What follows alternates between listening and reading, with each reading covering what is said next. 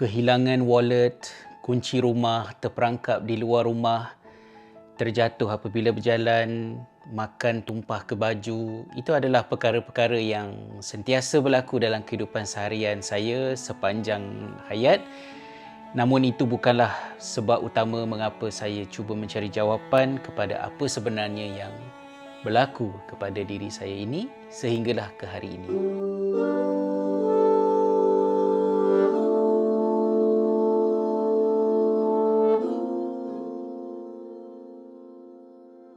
Hai, Assalamualaikum warahmatullahi wabarakatuh. Salam sejahtera. Terima kasih sahabat-sahabat semua kerana sekali lagi milih untuk bersama dengan saya, Hasrizal, di dalam perkongsian kita pada kali ini.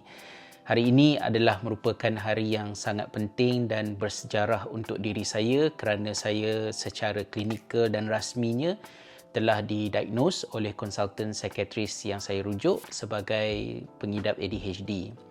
Walaupun saya telah beberapa tahun diusul oleh seorang rakan yang juga merupakan seorang psikiatris di tanah air di Malaysia yang saya mempunyai ADHD, tetapi saya tidak mahu berada di dalam keadaan self-diagnose kerana saya khawatir ada perkara-perkara lain yang perlu diberikan perhatian, diperincikan, apatah lagi untuk memikirkan tentang soal intervention yang lebih bersesuaian. Dan ketika saya berada di Finland, saya tidak mempunyai akses terutamanya disebabkan oleh kekangan bahasa. Namun selepas kami sekeluarga berpindah ke Republic of Ireland ini, melalui bantuan GP, saya telah menerima referral daripada beliau untuk dirujuk ke St. Patrick's University Hospital untuk berjumpa dengan Dr. James yang membantu untuk melakukan assessment secara teratur dan structured untuk mengenal pasti isu yang saya hadapi. Kali pertama saya diberitahu yang saya berkemungkinan adalah seorang pengidap ADHD dewasa ialah pada tahun 2016 apabila saya berada dalam keadaan berdepan masalah yang sangat banyak berkaitan dengan pembelajaran saya ketika mengambil subjek self-regulated learning, di mana di dalam subjek tersebut saya perlu membaca lebih daripada 70 buah jurnal dalam tempoh 6 minggu dan perlu merumuskan daripada jurnal-jurnal berkenaan dalam bentuk write-up yang fully structured. Saya boleh tengoklah ada kawan-kawan yang menangis dalam kelas, bergaduh dengan pasangan kerana sampai tak bercuti setiap hari nak kena study, dan kami telah bertengkar dengan koordinator program mendesak agar program itu diubah, dipecahkan kepada 2 subjek kerana kandungannya yang terlalu kejam. Ketika itulah saya mula rasa macam ada sesuatu yang sangat ekstrim tak kena dengan diri saya. Saya menjadi oversensitif dengan pelbagai stimuli yang berada di sekeliling. Saya tak tahan dengar bunyi angin yang bertiup di luar rumah, bunyi air dalam batang paip. Kemudian selepas masak, walaupun saya dah mandi, saya dah tukar pakaian, saya masih lagi rasa terganggu kerana bau masakan yang apabila saya tanya kepada ahli keluarga, mereka kata tak ada apa-apa pun. Dan benda itu menyebabkan saya susah nak tidur dan berada dalam keadaan yang sangat tertekan. Pada masa itulah keluhan saya di Facebook, something yang tak sepatutnya dibuat dan saya tak recommend pun, telah mengundang seorang sahabat yang dah lama kenal saya untuk melakukan sedikit perbincangan, dan di situlah beliau telah mengusulkan kepada saya dengan mengatakan bahawa berkemungkinan saya ini adalah seorang pengidap ADHD. Namun dia tidak boleh mendiagnos hal ini daripada jauh dan saya perlu mendapatkan assessment secara profesional melalui sistem kesihatan yang ada, dan itu tak dapat dibuat ketika kami berada di Finland. Apabila saya secara klinikal dan rasminya telah didiagnos oleh psikiatris sebagai seorang pengidap ADHD, dia tidaklah mengejutkan tetapi dia memberikan satu closure kepada belenggu yang menimpa diri saya, dan mudah-mudahan lanjutan daripada diagnosis yang telah dilakukan pada hari ini, intervensi seterusnya yang berkaitan dengan medication ke apa ke boleh dilakukan dalam bentuk yang lebih teratur. Apa yang ingin saya ketengahkan adalah pentingnya untuk hal ini diberi perhatian oleh setiap individu dan tidak terlambat. Walaupun saya sendiri sudah berusia akhir 40-an nak masuk 50-an, rasa macam dah tak ada apa dah nak kejar dalam hidup ini, tapi I think whatever is left in my next journey, I deserve a better, happier and more productive life dengan mengetahui tentang hal ini. Kalau difikirkan balik di belakang ini, percubaan berkali-kali untuk saya melakukan master degree itu bukanlah kerana desakan kerja, tetapi satu, saya memang suka belajar. Saya suka meneroka ilmu-ilmu baru, terutamanya kerana saya sendiri ada pelbagai pertanyaan dalam fikiran saya yang memerlukan kepada jawapan.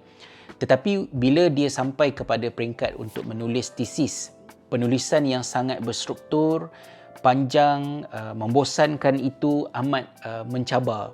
Kata-kata daripada pensyarah, try harder, you should it differently, ataupun misalnya masa dekat Malaysia dulu, kena berhenti berceramah, jangan layankan sangat benda-benda keluar TV ke apa, benda-benda populis ni, dan berikan fokus yang sepenuhnya kepada akademik ini.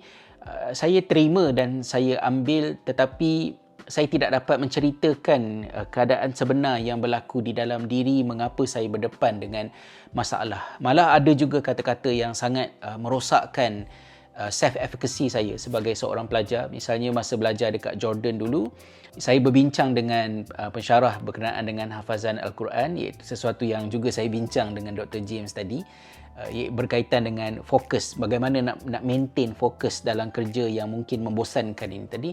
Ketika di Jordan itu, perbincangan itu telah disampuk oleh seorang pensyarah yang bila dia pasang telinga sedikit dengar perbincangan saya dengan seorang tu, akhirnya dia kata, wallahi anta muhmil. Saya ingat lagi kata-kata lah, dia kata, wallahi anta muhmil. Kan, demi Allah, sesungguhnya kamu tu yang cuai, careless. Muhmil maksudnya tak beri perhatian, tak berdisiplin, dan itu sebabnya kamu berdepan dengan masalah. Pada masa itu saya tak boleh nak melawan, kerana sudah tentu kebenaran berada di pihak sistem, pensyarah. Kalau you ikut timetable tu semua, you sepatutnya boleh buat. Dan kalau you tak boleh buat, maknanya masalah tu ialah masalah kamu sendiri, disiplin kamu, kelemahan kamu yang kamu kena atasi. Dan itu sangat merosakkan pandangan saya terhadap diri saya sendiri. Dan perkara itu berlanjutan. Dipendekkan cerita, akhirnya graduate jugalah selepas 8 tahun. Lebih lama daripada isteri saya yang buat bidang perubatan. Keinginan untuk mencari jawapan kepada pertanyaan demi pertanyaan dalam hidup menyebabkan saya masuk ke bidang Human Sciences, History and Civilization di UIA, kemudian di UKM. Saya boleh membaca teks sejarah yang mungkin bagi orang lain sangat membosankan, tapi untuk diri saya boleh duduk menelaah, membaca, melakukan literature, text analysis. Apakah mesej yang tersirat di sebalik satu kenyataan yang diungkapkan 400 tahun yang lalu. Saya boleh ambil tugas itu dan melakukannya dengan baik kerana ia sesuatu yang menarik kepada diri saya. Dia menjawab pertanyaan-pertanyaan yang saya ada. Saya tak ada masalah untuk duduk dekat perpustakaan dan membaca ratusan ribuan helai daripada buku, jurnal, kalau sekiranya kerja itu adalah kerja yang menarik perhatian saya. Tetapi kalau dia penting namun tidak menarik, antaranya adalah seperti menulis tesis. Sangat penting. Tidak ada yang lebih penting bagi pelajar universiti selain daripada menulis tesis. Tapi saya berdepan dengan sangat-sangat rumit, dan kerumitan itu tidak terhenti setakat pada menulis tesis. Saya juga akan segar-bugar memandu di tempat yang saya tak biasa memandu.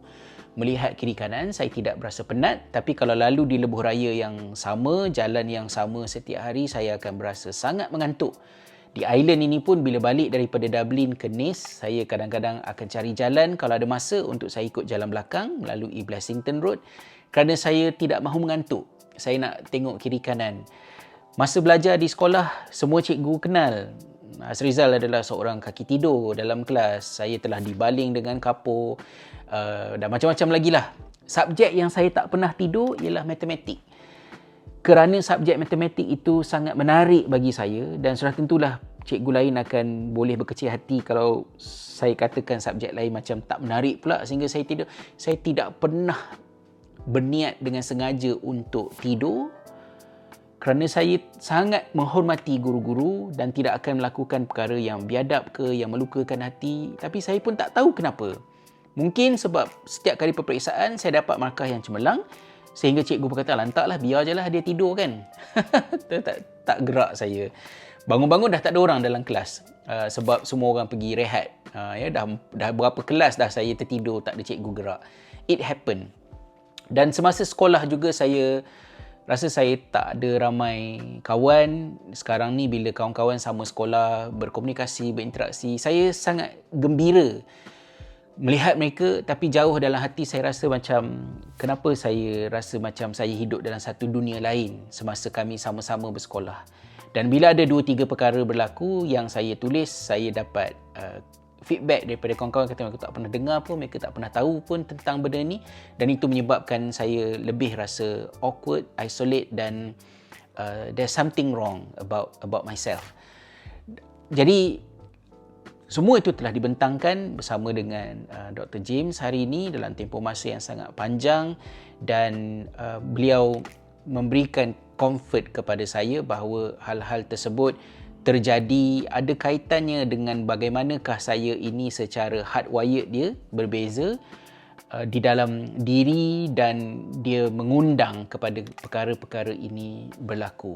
Jadi beliau juga berharap agar melalui diagnosis yang telah dibuat dan intervensi yang bakal dijalankan akan dapat membantu saya untuk lebih berkeyakinan diri bahawa it's not always about your own weaknesses, the mistake that you did, but you are physically ada something yang perlukan kepada sokongan lain untuk membolehkan you berfungsi dengan baik.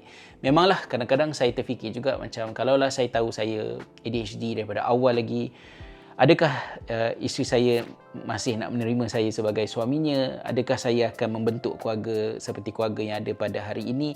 But I don't think we should go there. Tak ada keperluan pergi ke situ, kerana inilah kehidupan yang kita kena ambil dan kita bina ke arah kehadapan yang lebih baik. Dan saya harap negative thoughts yang kuat dalam diri, impulsifnya saya dalam bercakap, terutamanya dalam hal-hal kekeluargaan, dapat saya bendung dan mengurangkan timbulnya masalah-masalah supaya saya dapat berfungsi dengan lebih cemerlang sebagai ketua keluarga, dan dapat, kalaulah misalnya masih lagi ada peluang untuk nak sambung belajar, masih ada keinginan tapi sangat takut sebenarnya. Saya tak nak fikir tentang PhD, saya dah tak nak fikir tentang Masters. Tak ada faedahnya untuk saya kenang masa sekolah selalu dapat nombor 1, SRP dapat 8A1, tak pernah-pernah di sejarah sekolah kami. SPM juga dapat keputusan yang cemerlang. Semua itu sudah menjadi racun kepada saya, because setiap kali saya fikir tentang hal itu, well, even if you are genius, it means nothing because you have tried so many times to do even master degree pun tak boleh buat. Malu kan tengok kawan-kawan PhD jadi profesor, madya, apa semua. So what is wrong with you? Adakah kamu stupid? Adakah kamu tidak berdisiplin? Dan walaupun orang cakap macam, Hasriza, don't think about that, macam you dah tulis banyak buku, you sebenarnya ada banyak kejayaan. I know orang sebut benda tu, but it's very difficult for me to process the subject, sebab saya masih lagi rasa ralat, terkilan kerana tidak dapat mendapatkan satu master yang sangat senang bagi orang lain. Setahun boleh siap kan master. Saya 20 tahun 4 kali cuba, tidak berhasil, dan saya harap selepas ini dapatlah move forward. Apa yang ingin saya pesankan dalam video ini adalah, bagi rakan-rakan yang senasib dengan saya, jangan terus berada dalam keadaan self-diagnose. Cuba dapatkan rawatan, intervensi, assessment yang teratur oleh psikiatris yang qualified dalam hal ini, dan bersabar kerana warga pendidik, cikgu, even di kalangan doktor sendiri, bukan semua orang melihat ia sebagai satu isu yang serius. Kerana saya sendiri pun setakat inilah, saya rasa bila saya nak bercakap tentang ADHD, it sounds more like an excuse rather than an explanation. So you need to use the diagnosis for your own comfort for yourself, but not to change how the world view about all these things. Walaupun kita still berharap agar hal ini melalui pendidikan dan juga advokasi kita dapat memperbaiki pemahaman masyarakat mengenainya, insya-Allah. InsyaAllah saya sentuh lagi dalam masa-masa yang akan datang. Terima kasih atas kesudian bersama dalam perkongsian kali ini. Saya Hasrizal, saya adalah seorang ADHD dewasa dan saya mengambil ini sebagai ujian daripada Allah yang datang bersama dengan hikmah kita bergerak ke hadapan, insya-Allah.